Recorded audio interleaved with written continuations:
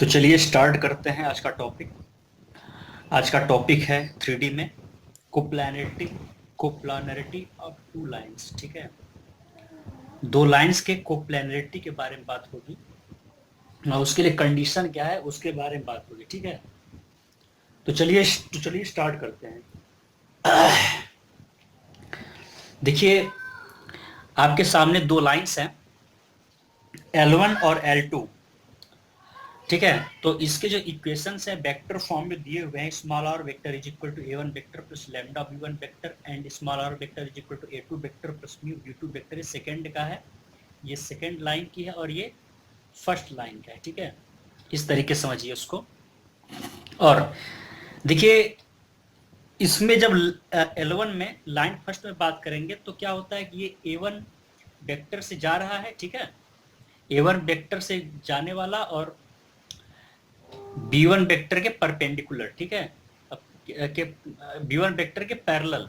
ठीक है, तो b1 वेक्टर के पैरेलल यानी लैम्डा b1 वेक्टर, ये क्या हो जाएगा आपका लैम्डा b1 वेक्टर और ये आपका लैम्डा b2 वेक्टर।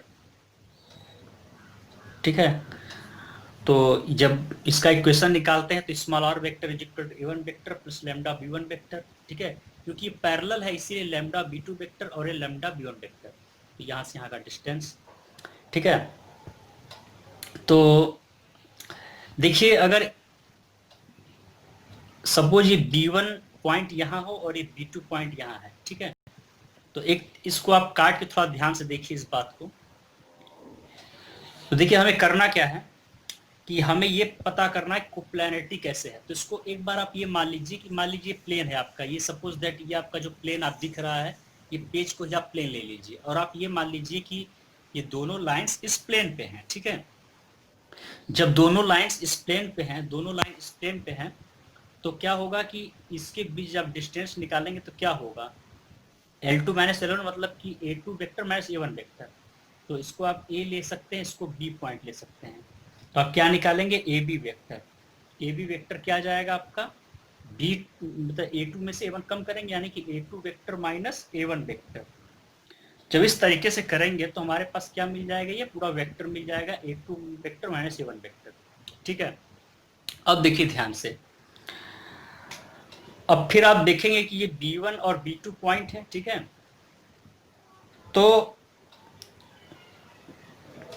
इसका अगर आप क्रॉस प्रोडक्ट करते हैं, ठीक है, अगर आप B1 और B2 का क्रॉस प्रोडक्ट करते हैं तो क्या आ जाएगा आपका, B1 cross B2 cross product करेंगे तो इन दोनों वेक्टर्स का परपेंडिकुलर होगा। मान लीजिए प्लेन है तो प्लेन के ऐसे यानी कि एकदम आपकी तरफ जो आप देख रहे हैं। ठीक है, एकदम इसके ऊपर की तरफ इस तरीके से, इस तरीके से। ठीक है, तो इस पेपर के ठीक परपेंडिकुलर ऊपर की तरफ। अब देखेंगे इसका जब क्रॉस प्रोडक्ट करेंगे B1 क्रॉस B2 का तो ऊपर की तरफ जाएगा। जब वो B1 क्रॉस B2 ऊपर की तरफ जाएगा तो जाहिर सी बात है कि जो भी पॉइंट्स इस प्लेन पे बनेंगे, जैसे इस पर AB जो वेक्टर बना है वो भी तो इस लाइन के परपेंडिकुलर होगा। वही बात यहाँ समझाई जा रही है। तो AB vector is equal to A2 vector minus A1 vector. ठीक है, तो यहाँ से हमें क्या मिल सकता है, the given lines are coplanar if and only if AB vector is perpendicular to B1 cross B2 vector. कहने मतलब ये है कि AB वेक्टर जो आया है, ये जो AB वेक्टर जो आया है A2 माइनस A1 वेक्टर, वो B2 और B1 का जो परपेंडिकुलर होगा इसके परपेंडिकुलर होगा। तो अब देखिए सिंपली बात है कि जब ये दो वेक्टर परपेंडिकुलर हो गए, कौन कौन से, AB वेक्टर और ये AB vector perpendicular to B1 cross B2 vector. ठीक है, इसके परपेंडिकुलर हो गए तो इसका अगर आप डॉट प्रोडक्ट निकालेंगे मतलब AB vector dot B1 cross B2 vector, तो क्या मिलेगा हमें, 0। ठीक है, जब दो वेक्टर आपस में परपेंडिकुलर हो तो उनका डॉट प्रोडक्ट हमेशा क्या होता है, 0 होता है। तो वही चीज हमारे पास कंडीशन आ गई। अब AB वेक्टर किसके है, बराबर A2 vector minus A1 vector. ये हो जाएगा A2 vector minus A1 vector. ठीक है, इस तरीके से कर लेंगे। और ये b1 vector cross b2 vector is equal to 0। ये हमारे पास क्या आ गई कंडीशन, ठीक है, कोप्लानरिटी ऑफ टू लाइंस का, ठीक है, इन 3D। अब देखिए इसका सिंपली जब ये इसको आप फर्स्ट इक्वेशन ले लीजिए, अब इसमें हम लोगों को कार्टेशियन फॉर्म में इसको देखना है, ठीक है, किस फॉर्म में, कार्टेशियन फॉर्म में। चलिए इसको भी चेक कर लेते हैं अब कैसे होगा। इसमें let x1 y1 z1 and x2 y2 z2 be the coordinates of a and b respectively. यहाँ a और b के रिस्पेक्टिवली क्या है, यहाँ पर x1 y1 z1 और ये x2 y2 z2, तो कोऑर्डिनेट्स हो जाएंगे रिस्पेक्टिवली, ठीक है। तो उसका आप क्या निकालेंगे, ए बी वेक्टर। जब आप ए बी वेक्टर निकालेंगे तो अगले में से बी में से ए को कम करेंगे, ठीक है, अगले में से बी में से ए को कम करेंगे तो क्या आ जाएगा x2 minus x1 i cap, ठीक है, वेक्टर निकालना है इसीलिए i cap, y2 minus y1 j cap plus z2 minus z1 k cap, ठीक है। इस तरीके से हमारे पास ए बी वेक्टर आ गया।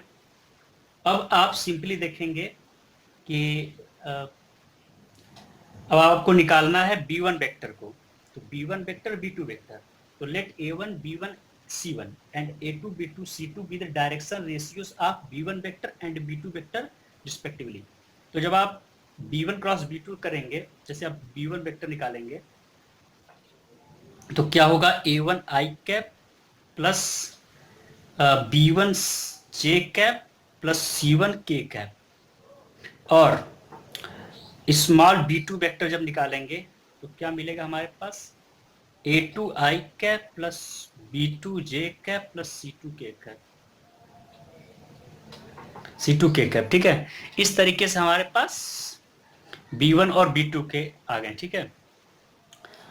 अब देखिए सिंपली जब आप इन दो चीजों को रखेंगे इसमें, किसमें, a2 vector minus a1 vector में dot b1 cross b2 vector में, ठीक है, तो क्या आ जाएगा 0। देन सिंपली ध्यान से देखिए ये 0 है, आपका एक कंडीशन था वेक्टर फॉर्म में, ठीक है, कोप्लानरिटी की, ठीक है, किसमें थी, कोप्लानरिटी की और टू लाइंस इन 3D की, ठीक है। तो इसमें अब इन सब वैल्यूज को पुट किया जाए, किन किन के जो कार्टेशियन फॉर्म में हम लोग कन्वर्ट किए थे, ठीक है, कार्टेशियन फॉर्म में जो हम लोगों ने कन्वर्ट कर रखे थे वो इस तरीके से है, ठीक है। A B vector x2 minus x1 i cap plus y2 minus y1 j cap plus z2 minus z1 k cap, और b1 vector is your a1 i cap plus b1 j cap plus c1 k cap and b2 a2 i cap plus b2 j cap plus c2 k cap. तो उसी तरीके से अब हम लोग आगे देख लेते हैं, ठीक है, कोप्लानरिटी के बारे में बात करेंगे।